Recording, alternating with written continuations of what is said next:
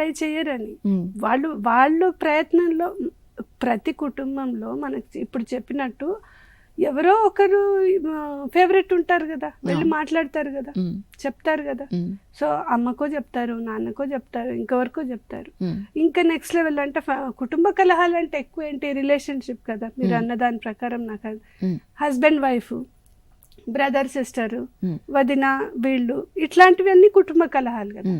ఈ కుటుంబ కలహాలు అన్నింటికి ఒక కమ్యూనికేషన్, వాళ్ళకి ప్రాపర్ కమ్యూనికేషన్, అండర్స్టాండింగ్ లేకపోవడము, దీంతో పాటు ఇప్పుడు ఎక్కువ ఫైనాన్షియల్ ఇష్యూస్ ద్వారా, లేదంటే వాళ్ళకి అన్యూన్యత లేకపోవడం ద్వారా ఎక్కువ మనకు కనిపించేవైతే ఇవే రిలేషన్షిప్ ఇష్యూసే కనిపిస్తుంది.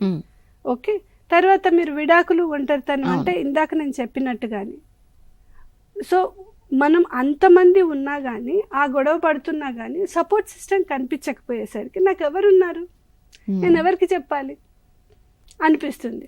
చాలా మందికి చెప్పాను కదా, అవేర్నెస్ లేకపోవడం వల్ల. నేను బయటకు వచ్చి మాట్లాడవచ్చు, నేను హెల్ప్ తీసుకోవచ్చు, ఇలాంటి ఏదైనా హెల్ప్ లైన్స్ ఉంటే కాల్ చేయొచ్చు అనే విషయం కూడా చాలా మందికి తెలియదు. సో ఫస్ట్ అది తెలుసు. ఎవరు చచ్చిపోవాలని, నేను సూసైడ్ చేసేసుకుంటాను అని మొదటిసారి అనుకోరు. ఎందుకంటే వాళ్ళకి లైఫ్ మీద ఆశే ఉంటుంది.